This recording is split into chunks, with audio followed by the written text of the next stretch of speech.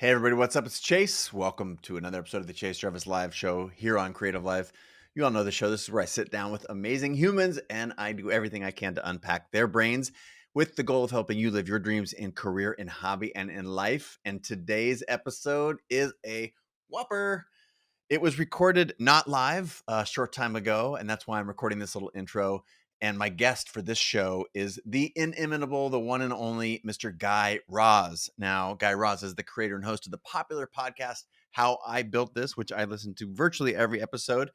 He's done a couple of other things, but that is his main gig. He's done some stuff in Spotify. He's also the co-creator of the acclaimed podcast, The TED Radio Hour, which you probably know about, and a couple of children's programs, one called Wow in the World, which is also amazing if you have kids. He has received the Edward R. Murrow Journalism Award, the Daniel Schorr Journalism Prize, the National Headliner Award, the NABJ Award, among many others. All those are like the top prizes in journalism. And he lives in the Bay Area. The reason we're talking today is because he's got a new book. It is incredible. It's media around how I built this, the expected path to success from the world's most inspiring entrepreneurs. Sounds familiar, right? It sounds a little bit like this show.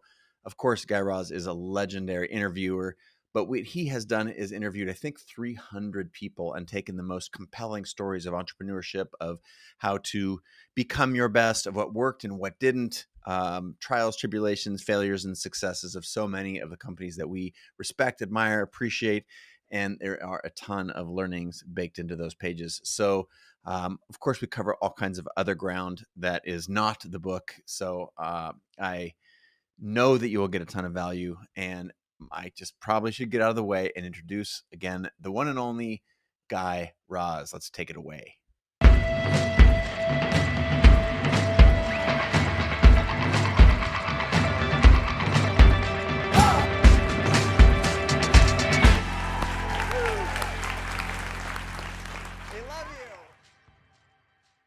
All right, we've got Guy Raz in the house. Guy, thanks for being on the show.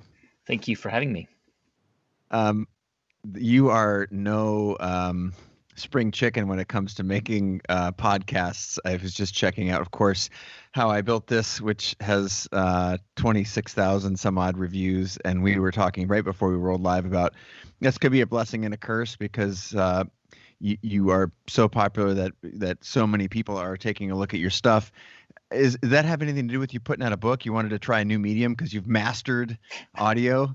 Congrats on the new book, by the way. Thank you. Tell us a little bit about it. Well, I mean, the book is really designed to sort of look. I have access to all these incredible entrepreneurs, and I have access to them because, you know, we have a large audience on our show, and I always think of the show as an opportunity for our listeners to be able to get into the minds of these incredible people, whether it's Howard Schultz or Richard Branson or Sarah Blakely, you know, and because I've had this opportunity to sit down with more than 300 of these world-changing entrepreneurs and really kind of interrogate their minds and their stories, I wanted to, you know, to make this available to anybody because really, the book is designed for people who are thinking about starting something or are starting something or just want to be inspired by the stories of people who did. And, you know, I've read lots of business books over the course of my life, and many of them are excellent. But I wasn't looking to write a book about theory, you know, in an abstract way. I was looking to write a really practical book about what it means to start an enterprise or to have an idea and to run with it. But I wanted to tell it through stories because I think stories are so relatable. And through those stories, we can gain an incredible amount of wisdom and knowledge and practical advice. Yeah, that's the journalist part of you probably, right? The part that's research stories. And in case anyone was wondering, yes, he has received the Edward R. Murrow Award for Journalism, the Daniel Schorr Journalism Prize, the National Headliner Award, the NABJ Award, among others. So do you feel like this was a research project or was it a packaging endeavor? because it's absolutely incredible. I'm holding up for those of you who are listening. You can't see this. My book has like 80 dog-eared pages of the 300. So Thank I don't you. know how I'm going to get through all this with you, but was it a different package that was interesting to you? This is a little bit about your creative process, right? I think about you Yeah. as a journalist first, and a person who has lived in my ears for years. Huh. And so the choice of a book, I think is interesting, and that's where my curiosity lies. Yeah, I mean, I think, well, the process is pretty straightforward. It's not that different from the process that I do for the show. We spent a lot of time thinking about who we want to bring on to How I Built This. Similarly, I spent a lot of time on who I wanted to profile in the book, because I can't profile all 300 of the people I've interviewed, and I can't talk about every single part of everyone's story.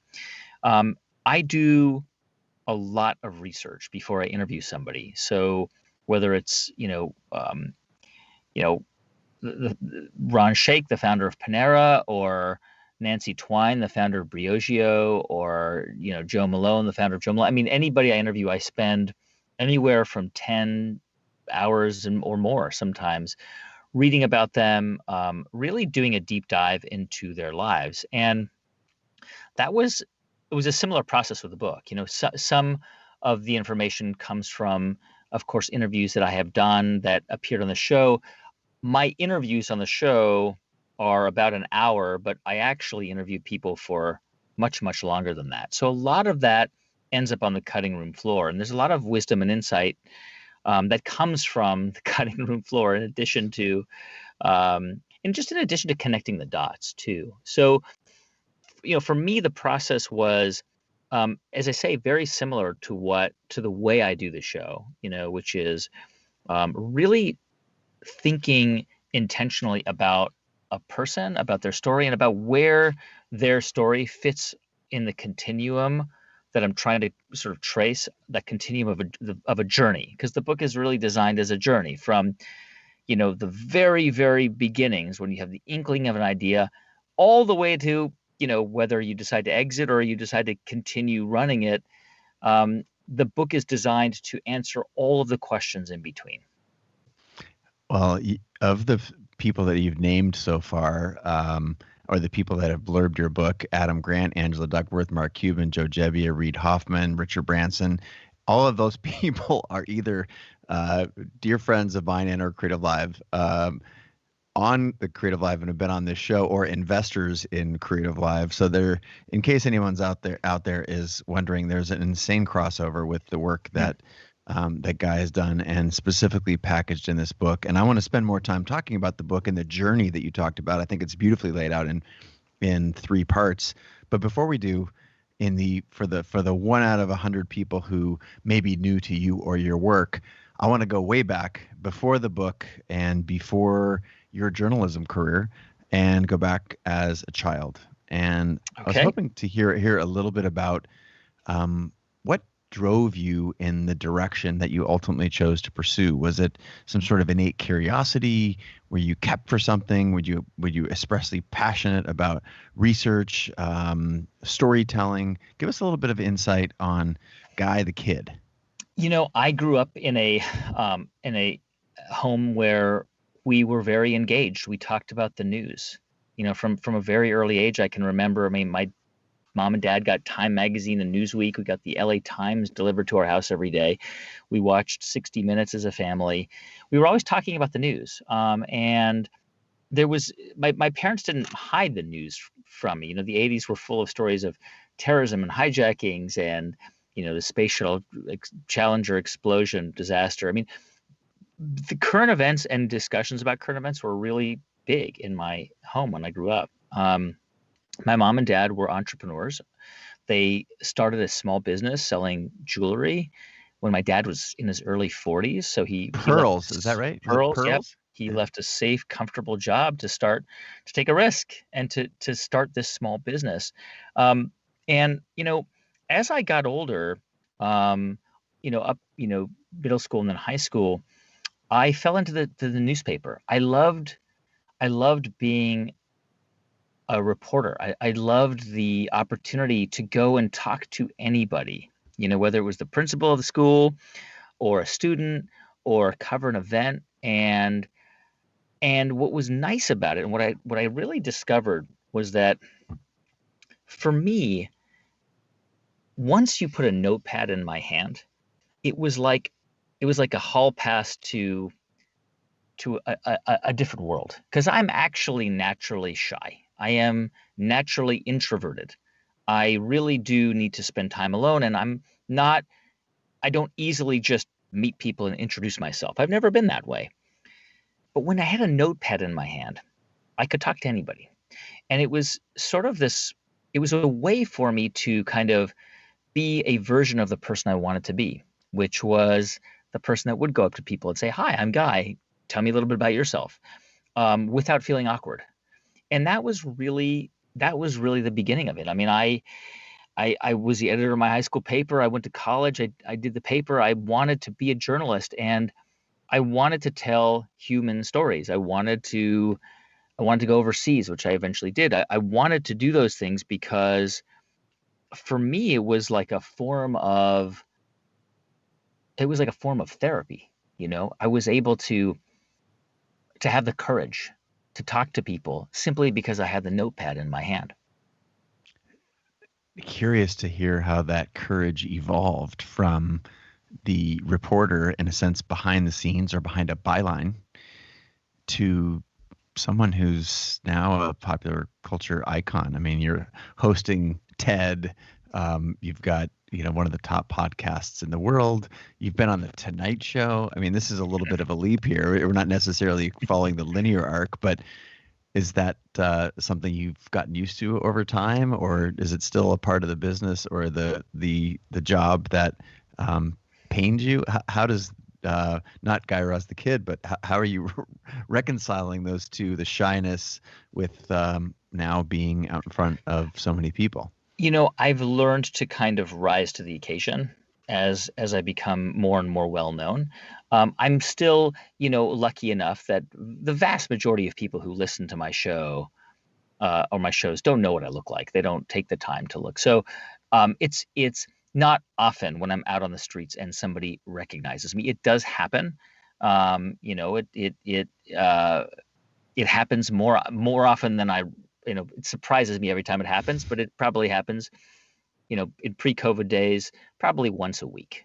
But the thing is that everybody who does recognize me or does connect with me in some way, they feel like they know me because the medium of audio is so intimate. You're in somebody's head, and usually they're doing something for them. They're running, exercising, maybe they're driving or they're commuting.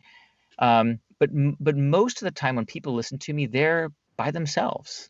And so we have this one-on-one relationship. There might be millions of people listening, but it really is a one-on-one relationship.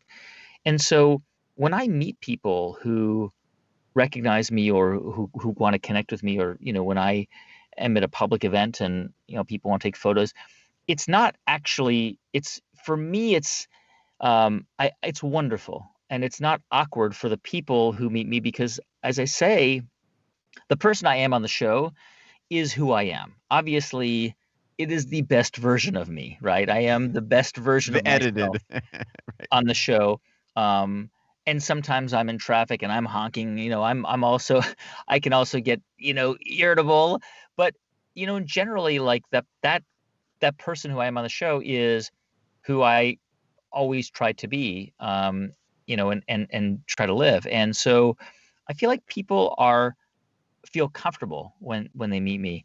And I've gotten much better at just kind of accepting that and understanding that people, because they have that connection to me through the show, they want to talk, they want to interact and engage. And I really appreciate it. It is really meaningful, and as an introvert, a natural introvert, sometimes it can be hard because it does require a lot of energy to be there for everybody who needs me to be there for them, or who just wants to engage in some way. But over time, it's gotten it's gotten, it's a joyful thing. I mean, I feel very fortunate to be able to meet people and to have that kind of impact on people. So yeah, it is what it is. It comes with the territory. Well, that's part of the reason I asked the question. The audience who listen to the show, watch our show, they are creators and entrepreneurs. And I always find it fascinating, the meta aspect of writing a book about entrepreneurialism or entrepreneurship when you're building something. And you are building something in the process of writing about the process of building things. And if you layer a third layer of meta in there, it's now people are listening, people who are aspiring to create the living and life that they want for themselves through their own creativity, through building businesses, that they get to tap in for a moment to someone like you who have truly, I mean, you talked about being the high school paper, and here you are, a lifetime later, continuing that passion. And so the question specifically is, was this passion always obvious to you? Were you directed towards it? I recognize that you had the news around as a family, but is this an area of passion for you? And what role do you think that passion has played in your success? I think that the passion that I had evolved. So the passion for writing and for being able to meet people really very quickly turned into a passion for listening. Listening it's one of those things that I never thought about until later on in life when I started to interrogate what I do and how I do it. And listening is actually an active skill. Active listening is a skill. To listen well it's like developing any skill.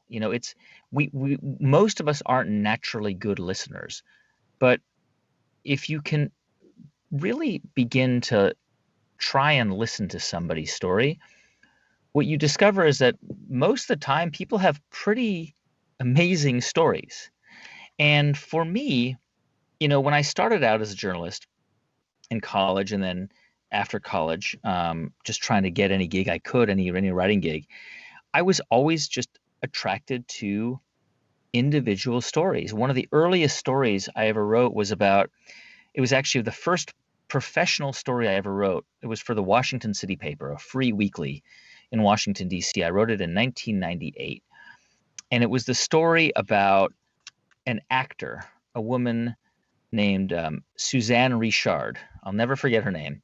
And she was an actor in a production of Pericles. She was born with a condition that prevented her from growing taller than, I think, 3 feet or 3.5 feet. She was in a wheelchair, but she was an actor, and she was playing a prostitute in a version of Pericles, and it was a very radical role, putting somebody like her into that role. And for me, it was an opportunity to tell her story, her life story, because her life story was so interesting. And that's really what's motivated me. I was a foreign correspondent. I covered wars. I was never motivated by the bang bang stuff, which I saw a lot of. I was not an adrenaline junkie. I didn't live for wars. I had to cover them. I did, but I never lived for the day-to-day quotidian news cycle. Like today this happened, today tomorrow that. It was always about the feature stories about people. That's really where I felt I could contribute to our listeners when I was a reporter. I could contribute. The way I could make a contribution to the world is if I told people stories that would enable other people hearing those stories to understand that person and their circumstances and maybe to have empathy for them. That really has driven the passion for what I do to this day, because I try to approach every interview I do with empathy in the hopes that the person who I'm interviewing will be generous in their openness, and with the understanding that human lives are complicated. We are a complicated species. There is not a single human who has had a perfect life and who's lived a perfect life. And what I try to do on the show today is to offer up a 360-degree perspective of a person, in order for our audience to understand that that person is not that different from them. And so it's like a full circle, that idea of storytelling and building empathy have really, driven what I do. I don't think I would have defined it that way 10 or 20 years ago because I hadn't really thought it through. But I've come to understand that that's really what gets me out of bed in the morning. It's what makes me excited about what I do. I love that comment about listening. And it seems obvious, but still very important, but obvious if you have the notepad in your hand and you are a journalist, you're listening to, the quote, you're trying to find the quote for the story, the centerpiece, the heartbeat. I'm curious what you've learned through listening and what you might extract, and at the risk of being blunt, give advice of what you've learned around listening. Because I have a strange feeling that it's not just valuable to journalism, but it's valuable in life. And I'm wondering if you can give us some advice. I'll say that I have learned from listening, and I continue to learn from listening. So, and I learn as I watch how others listen too. I interviewed a man named Eugene Peterson many, many years ago when I was the host of All Things Considered. And he was a Christian pastor. I am not religious. I'm not a believer, but I love talking to religious people, and find oftentimes that there's a lot of wisdom that they can share. And I remember interviewing him and asking him about grief, because ministers are often grief counselors. And I said, what do you do? And I think I interviewed him after a very traumatic shooting.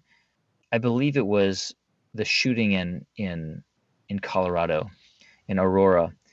And I asked him, I said, when members of your community grieve and they need you there, what do you say to them?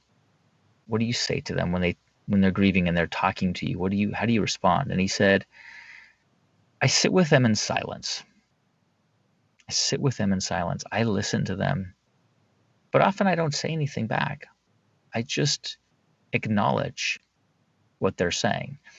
And that the power of listening and acknowledging without responding is enormous.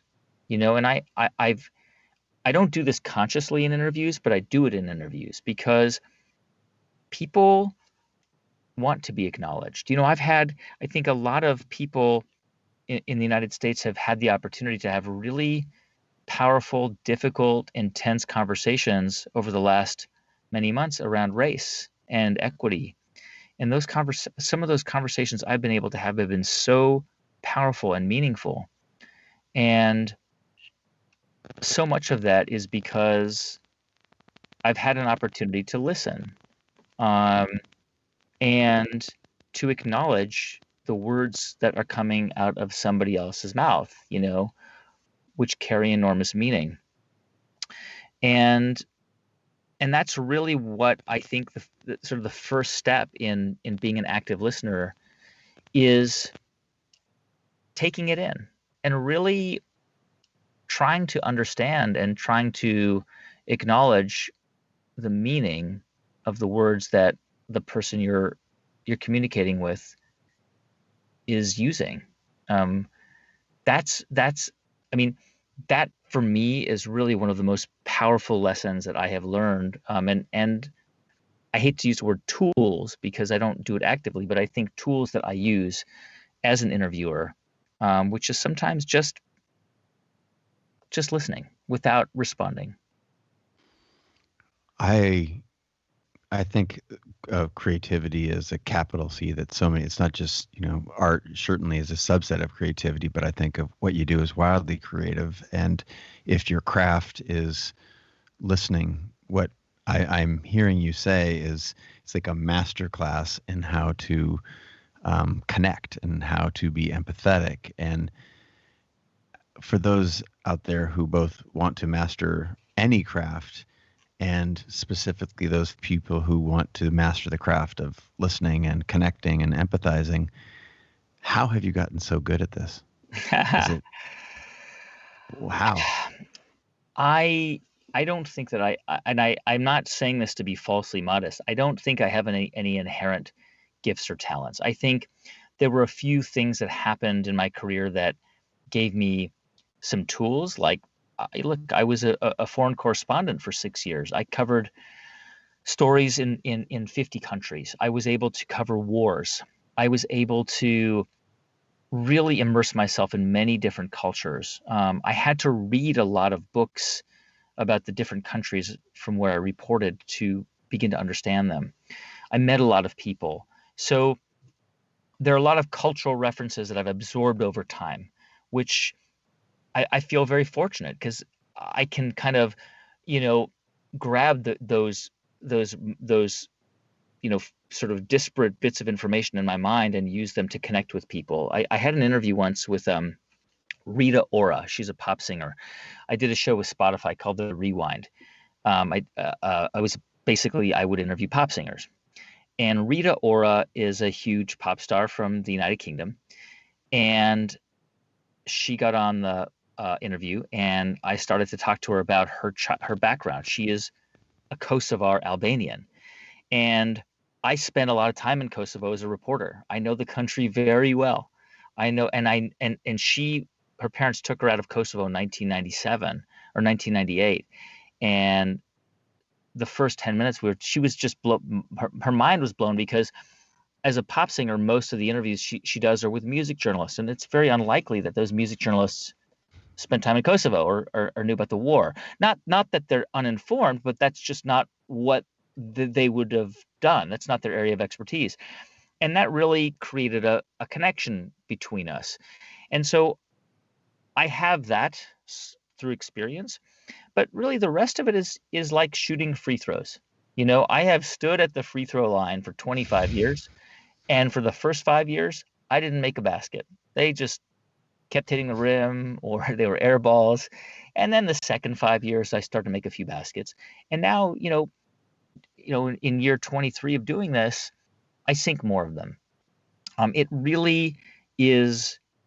It's a practice, and I try and get better at it every time I interview somebody. And sometimes, I do interviews where I don't feel like I really was able to penetrate that person's soul. I wasn't able to do it. It just wasn't possible for me to do it.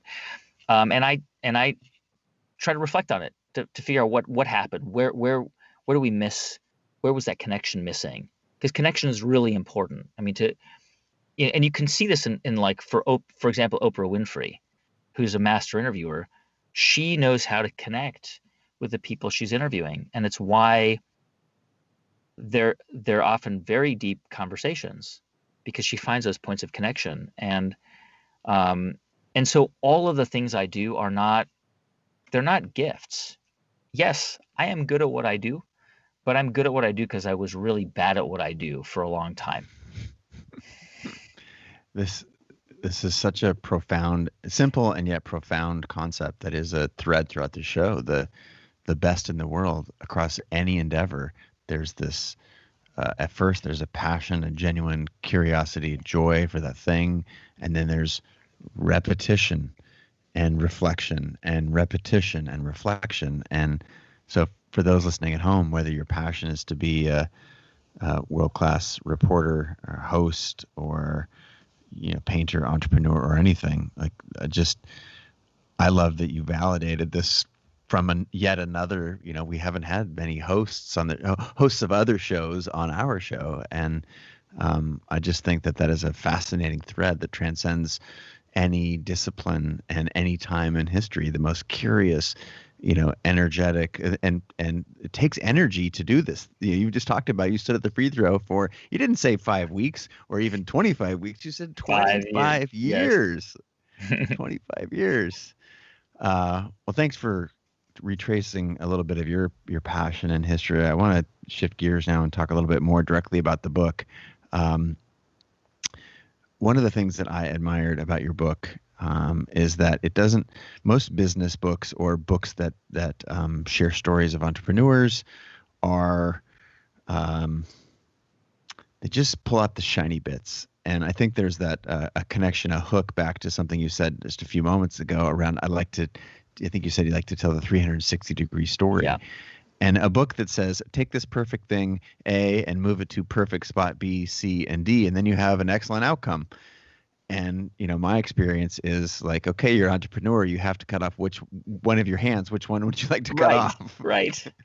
which is sort of miserable. And so for those folks at home, how I built this book that Guy has shared with us, modeled after his show, it really does a phenomenal job of telling the 360-degree story. And yet, I want to couch it in. I'm a big I like format and structure, and you structured the book in a very meaningful and specific way, as you mentioned earlier, with an arc. So I'm wondering if you could orient us, pretending like I'm here holding the book, so I don't count, but orient the listener or watcher who doesn't yet have the book in their hand, why you organized it that way, and then we can go a little bit deeper on a couple of the subjects.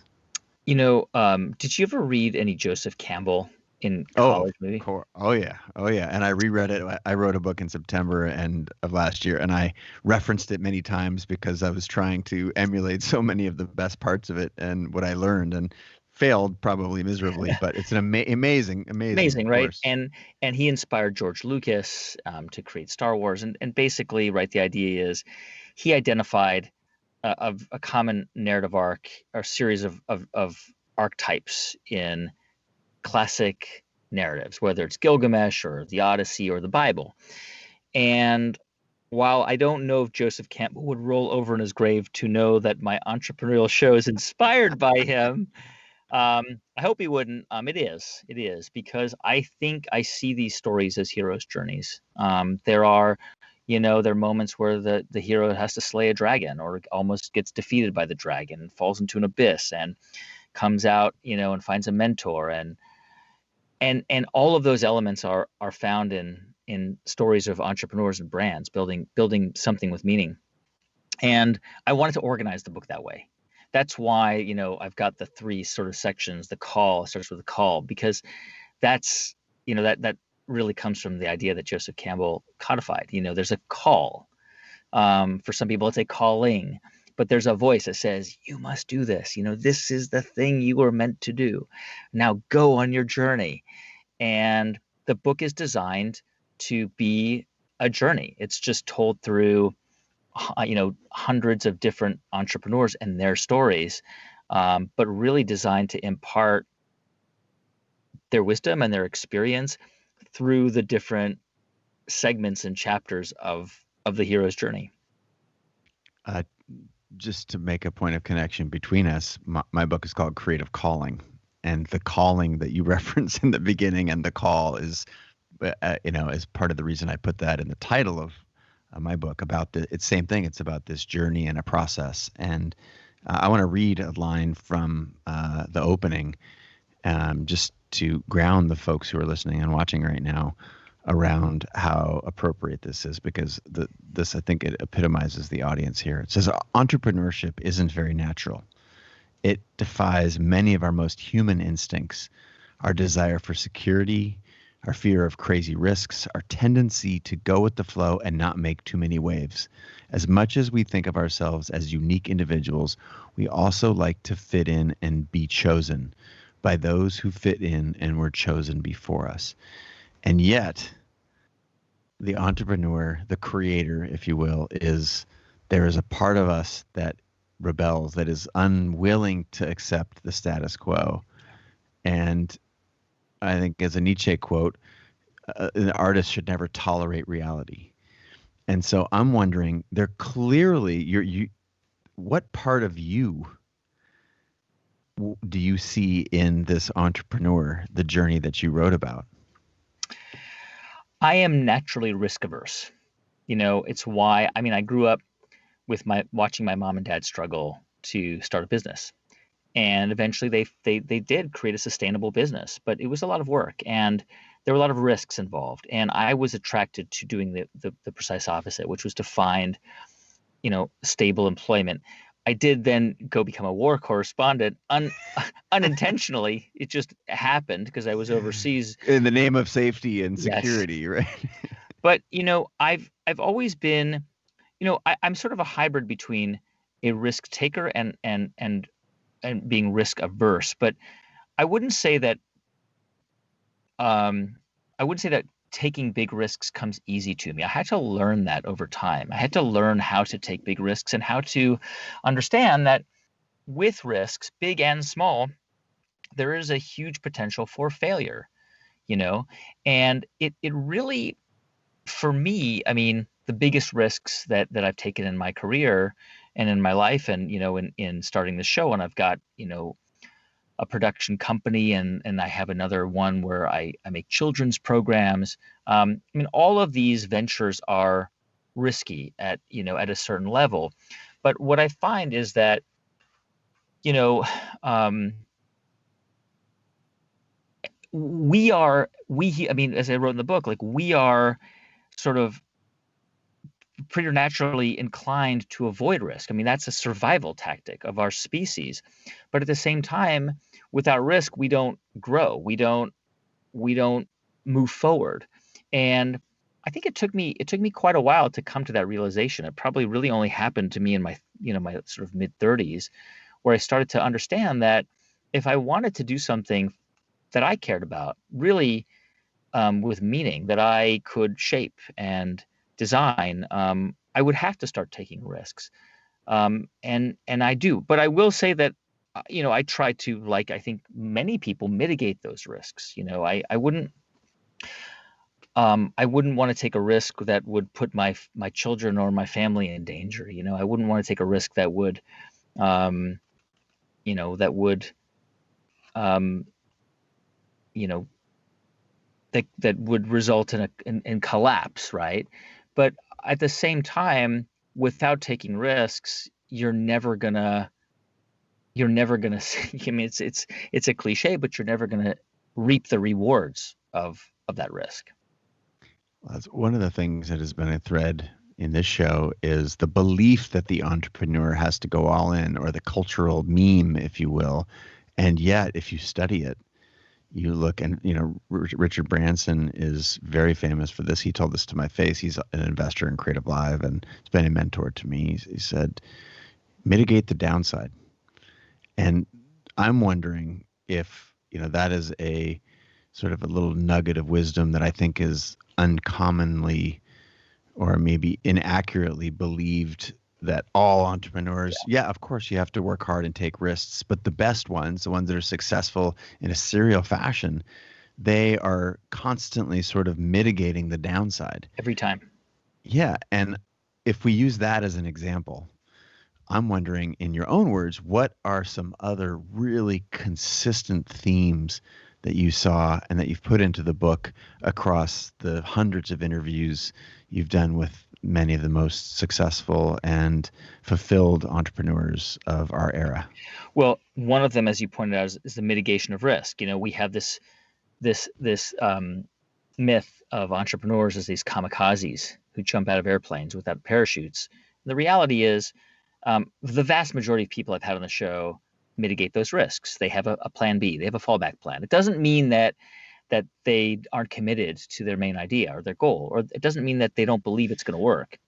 It just means that they understand that there's a potential for it not to work, and that it's probably a good idea to have a backup plan. So whether it's Seth Goldman, who founded Honest Tea and left his safe, comfortable job in finance to start that company, he knew when he did that if it failed, he could go back to the finance firm. Or Jim Cook, who was a consultant for Boston Consulting Group, who started Sam Adams Beer. He knew that if it failed, he could always go back into consulting. So there were plan Bs involved. And I think that is a really important thing to remember. But I think when it comes to actually a quality, like a quality that every single one of these entrepreneurs has in common, it's actually really, really simple. I mean, because they're all, I mean, with varying degrees, they're all the 300 entrepreneurs I've interviewed over the past few years are optimistic. They believe in their idea. They're persistent. They're relentless in pursuit of their goal. They're really hard workers. And to varying degrees, those apply to most of them, right? Those are predictable. The thing that I've actually noticed across the board that every single entrepreneur has, some of them have it naturally, most of them have developed it, is the ability to withstand rejection. So think about Sarah Blakely, who founded Spanx. She spent the first 3 years of her career selling fax machines door to door. Topa Awatana, who started a company called Calendly, he spent his when he was a young man selling ADT monitoring systems door to door.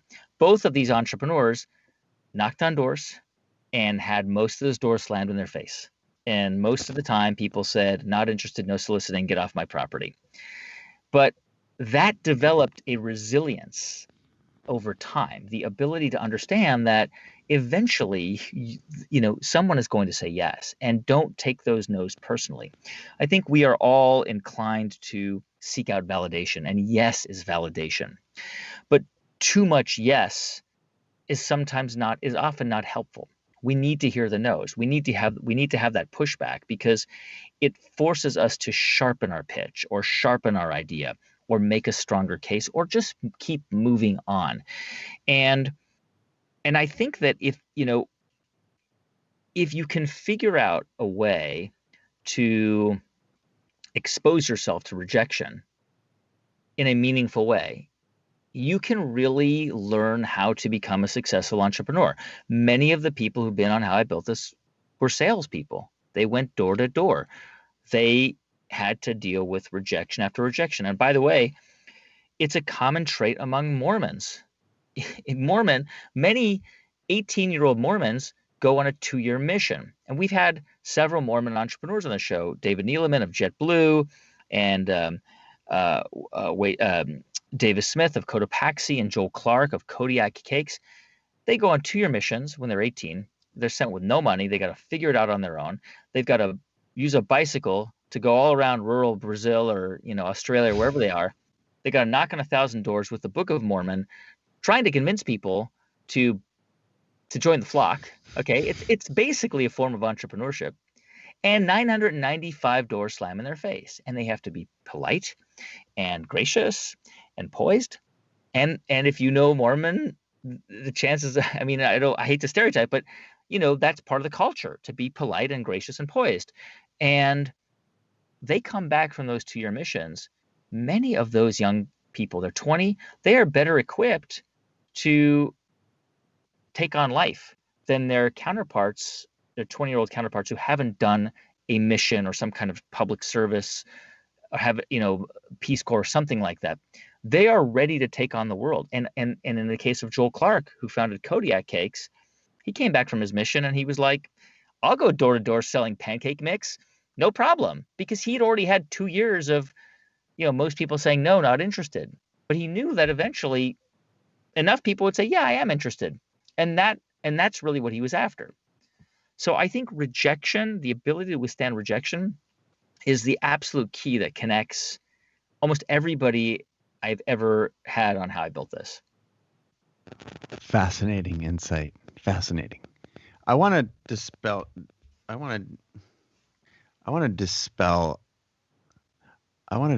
handful of other myths and what I think are things that are harmful to the notion of creativity and entrepreneurship in our culture. And one of them, we've already disposed of.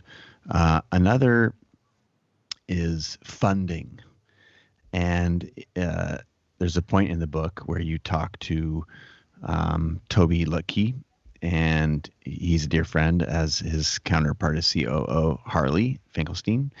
And in I think the words were something like, I just didn't, anything that's built on that sort of business model was something I couldn't trust.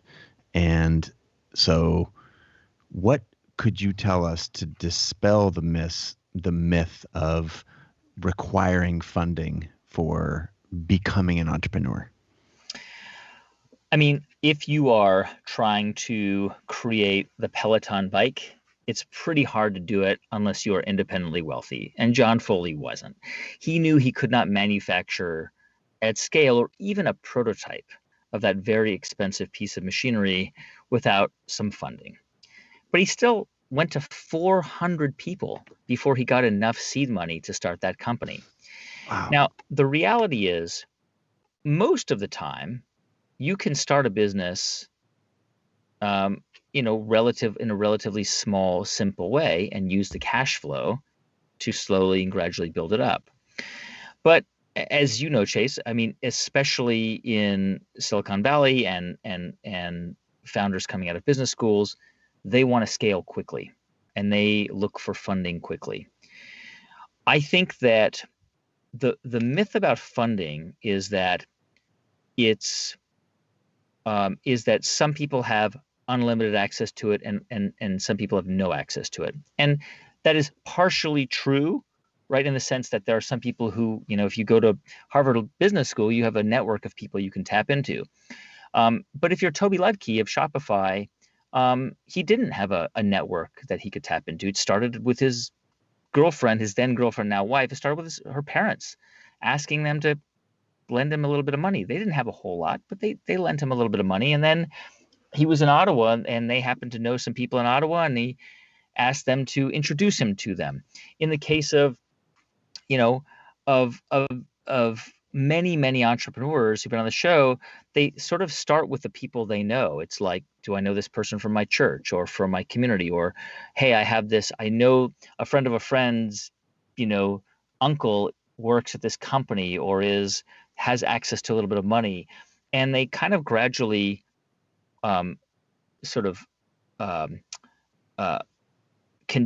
work out, the concept I use is concentric circles. They begin with the circles closest to them, and then they widen that circle out until they are able to amass a little bit of capital. And look, I'm not talking about millions of dollars. I mean, obviously it depends on what you want to start, but there are many businesses most businesses, in fact, small businesses and endeavors and enterprises are started with very little capital and kind of figure it out from there. And some of the most successful companies today are pretty much wholly owned by the founders because they couldn't find funding. I mean, Swell Bottles, Sarah Kaus started that company. She could not get funding for her business. There was no interest. Well, I mean, what a blessing in disguise, because she owns 100% of that company and it's a hugely successful company. So, I'm not one of these people who say don't go out and seek funding under any circumstances, but I am somebody who says do everything you can to try and make it work as long as you can with what you have. I mean, Tope Awotona of Calendly was a salesman for software companies, and he sold and just stashed his cash until the time came for him to develop a wireframe for Calendly, and he had $50,000 that he saved over 10 years, and he used that to take the plunge and to put out this product. Bootstrap, as you articulate, that's the term. And if Cuban were here sitting with us, he blurbed your book, he's been on the show, friend. He would say that's the first failure in your business, or maybe not the first, but a failure if you create a business that has to be funded by someone else. Now, exactly. I think you wisely point out, Guy, that you're not, if you're going to produce 3,000 digitally connected electronic bikes like a Peloton, you're not doing that out of your savings account probably. But I just think it's interesting that I get so many petitions from entrepreneurs, and I'm wondering if this was a common thread in your interviews. This automatically ran to funding. Now let's take Silicon Valley out of it, because that is a business model. Sure. The hyper growth model, if you're talking to Reid Hoffman, he'd be talking about blitz scaling, and Reid and Greylock are an investor in CreativeLive. I know all about that. Know that, but I think it's really important to underscore a point you just said that may have slipped by, which is most businesses don't. Most businesses, it's Silicon Valley. It had its heyday, it had its time in the sun, but even all of those moments or times or those companies, that was a very specific, that's a business model in itself. And so I'm wondering if you can articulate, having talked to so many people, what their experiences were, or rather what your experience of learning from them about how whether you have to be based in a hot spot or not. So I don't believe so at all. I mean, I think that, and increasingly there are a lot of institutional and family investors and foundations in cities all over the country. If you go to St. Louis or Chicago, there are, Gordon Siegel, the founder of Crate and Barrel. I mean, he's in Chicago. He's constantly looking for Chicago-based entrepreneurs to invest in. Jack Dorsey does invest in St. Louis-based entrepreneurs. There are a lot of you don't have to be in New York or San Francisco anymore. There's no question about it. But the other side to it is that it obviously depends on the business and the product that you want to create. Some products just require a lot of upfront capital, which is in part why, on how I built this, I really tend to focus on consumer products that my hope is that our listeners can realistically think, I could do that. I could make something like that. Like, that's why we do a lot of food. I mean, you think about Stacy's pita chips, right? This was Stacy Madison and her boyfriend had a pita roll-up cart. They bought a used hot dog cart in Boston, and they made roll-up pita sandwiches on Boston Common near Downtown Crossing in downtown Boston. And they served a lunchtime crowd. And at the end of the day, they had stacks of pita left, and they used to throw them away. And one day, she was like, let's just toast these and cut them up and toast them and make like chips. And they started handing them out to people who would wait for the sandwiches for free. They sprinkled cinnamon and sugar on them, or Parmesan. And soon people were coming and saying, hey, can I buy these pita chips? And they were like, all right, I guess so. And they started putting them in baggies with twist ties and selling them for $1. And then eventually people started coming just for the chips. They didn't want the pita sandwiches. Well, that company sold to PepsiCo for $250 million. I mean, she made pita chips. There were no investors. There was no pitch deck. Kathleen King of Tate's Cookies. I mean, she baked cookies, really great cookies. That company was bought by Mondelez for $500 million, 2 years ago. Angie's Boom Chicka Pop sold for $220 million to Cargill. I mean, they made kettle corn in their backyard in Minnesota and sold it on cold days, and then eventually started to sell it in the parking lot of Minnesota Vikings games. Just set up a little tent. You know what I mean? I love those stories because those feel very real and very within the realm of possibility. Not everybody is able to make Stripe. The Collison brothers are geniuses, certifiably. Like, they're Irish kids, and at age 16, one went to Harvard and the other one went to MIT, and then they coded and programmed Stripe when they were like 20. Not everybody can do that, and we did that story in the show, and it's a great story. But I tend to focus on products and companies that seem within the realm of possibility, and also that don't require the VC pitch and the agony of trying to convince investors why this is worth their time, because I feel like those are stories that people can relate to in a much more intimate and meaningful way. To that same point, as I mentioned earlier, how I hate reading books that paint this rosy picture of, you start with perfect thing A, and then you take these perfect steps, and you end up with, one of my favorite books for entrepreneurs is The Hard Thing About Hard Things by Ben Horowitz. Yep, sure. Because as this founder of a venture-backed, CEO of a venture-backed company and founder, like, none of the stuff that was happening to me was in any of these books. And I'm like, Right. how to fire your co-founder, or how to like get rid of an investor, or how to tell your company you're running out of money. Those are the titles of chapters in his book. And I love that you've done such a great job of how I built this, of sharing that 360-degree point of view. And in service of that, again, I'm looking for some common threads here. What were some common horror stories that you heard from many of these folks?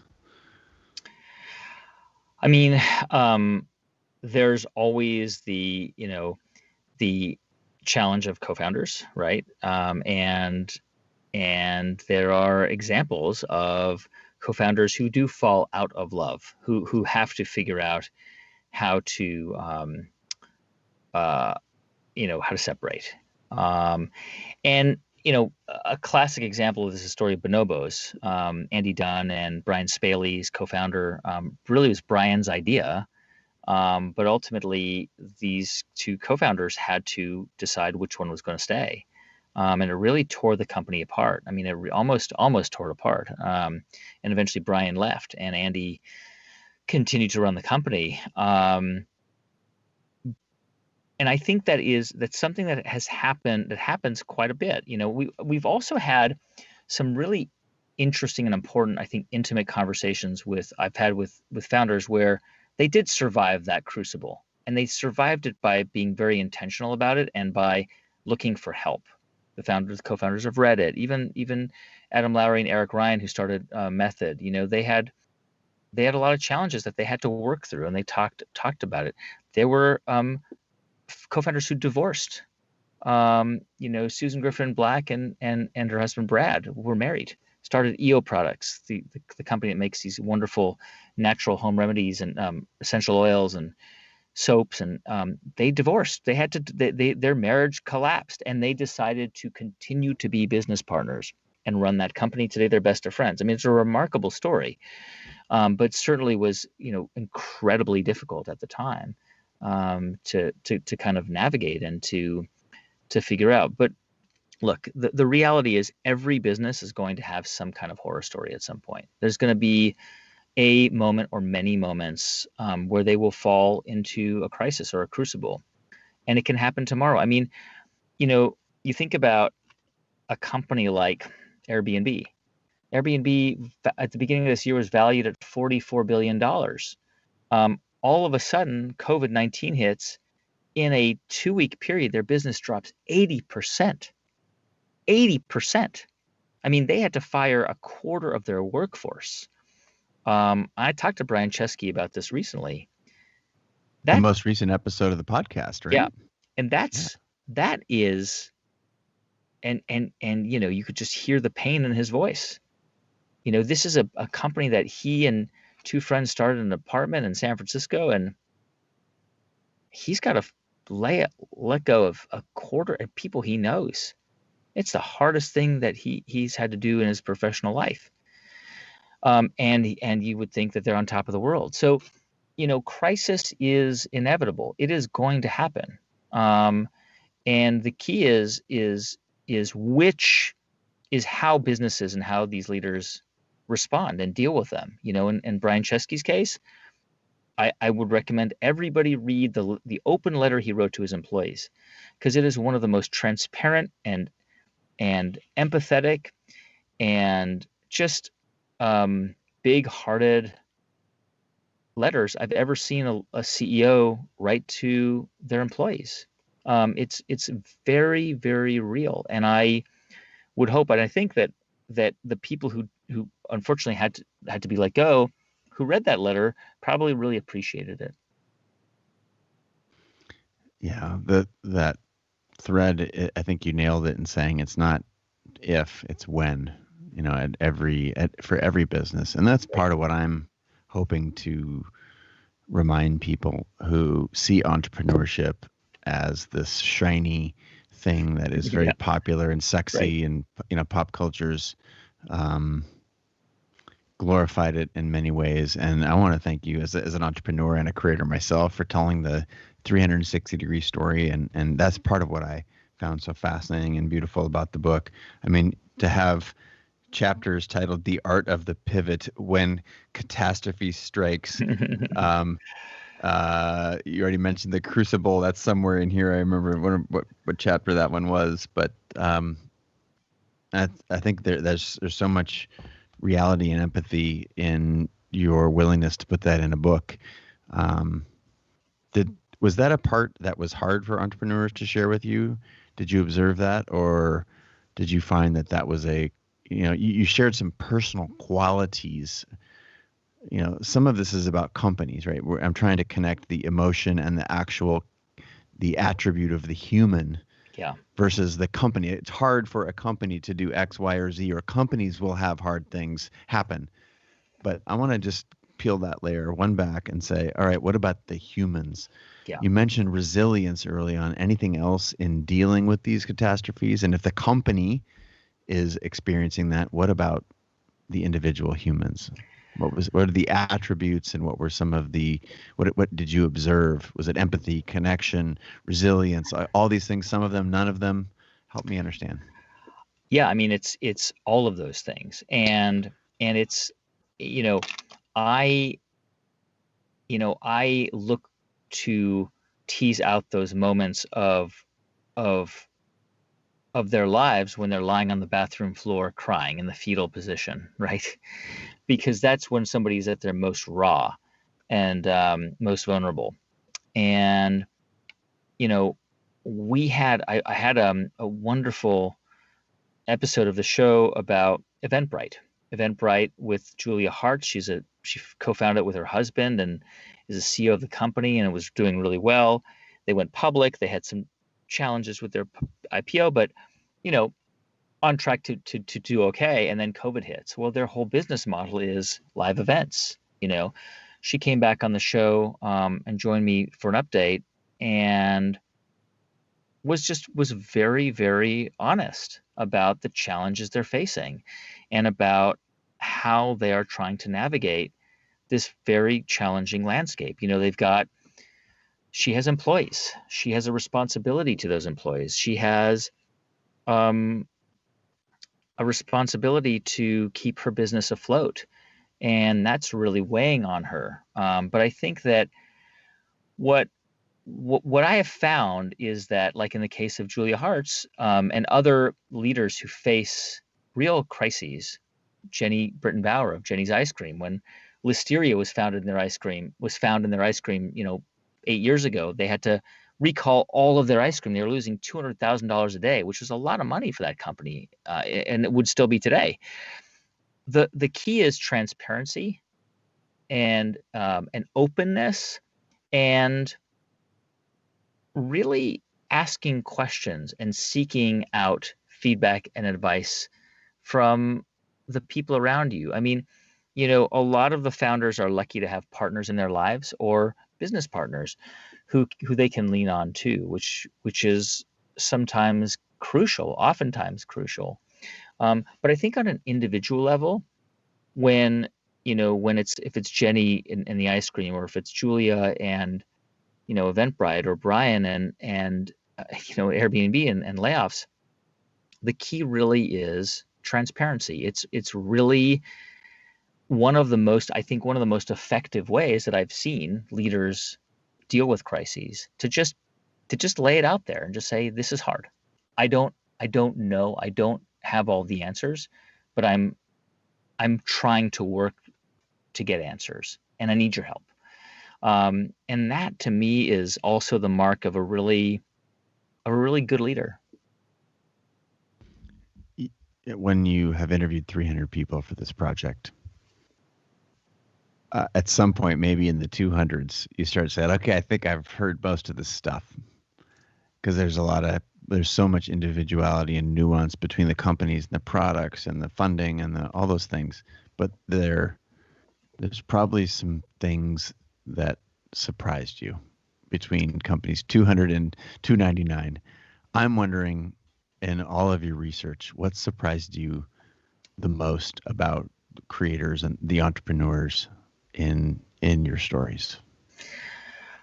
I'm surprised I'm surprised in every interview at some point about something, about some decision that was taken or some. I mean, I know a lot about the person. I've done a lot of research, but I always learn a lot of new things in every interview I do, and I try to design it that way. I try to trigger memories in people. And I think the most sort of surprising things that that happen in businesses and in enterprises and in coming up with ideas is this kind of the serendipitous things that happen, the just the small shifts that happen that actually have enormous transformational impacts. The story, I mean, the example is Airbnb. I mean, they weren't getting any traction in 2009, Yeah. and one of their advisors said, a mentor said, the photos on the site suck. Why don't you go to New York and help people who are booking out their places take better photos? And it was that small pivot, that small tiny nudge. There's a book called Nudge. It's some small tiny shift that really transformed the business. It was photographs or Instagram. It was like they had this. Kevin Systrom had this check, and Mike Krieger had a check-in app called Bourbon, and it really wasn't getting any traction. And on vacation, Kevin's girlfriend, now wife, said, I really wish there was an app, a really great app that can help me take better photos, because my photos suck.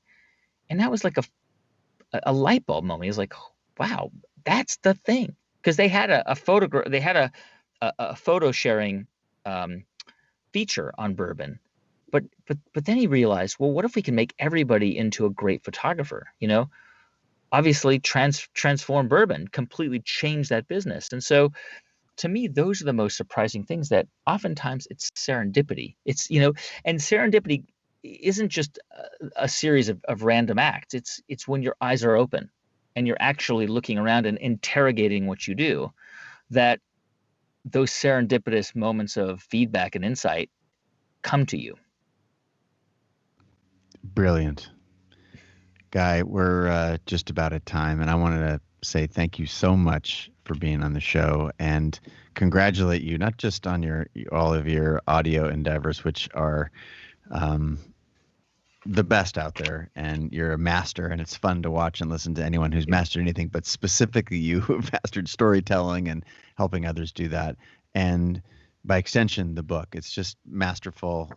Your curation of the guests, and as an entrepreneur and a creator myself, I've just found myself nodding and yesing and underlining and dog-earing pages the whole time. So for anyone out there in our community, if you consider yourself a creator and entrepreneur, it's a must-have. And I would love to, before we let you go, get some coordinates on where's the best place or where you would like to funnel this community's attention. Of course, the book available at your local bookshops or Amazon. I think it comes out the 15th of September. Is that right? Maybe you can just guide us. Yep. Comes out the 15th of September. And if you pre-order it, or if you order it before the 30th, we have signed book plates for free, while supplies last, as they say. And you can sign up for a free book plate that goes into the book at my website, which is guyraz.com, GUYRAZ.com. Amazing. Thank you so much.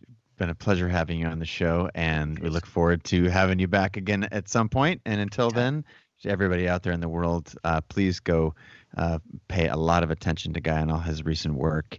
And in the meantime, I bid you adieu.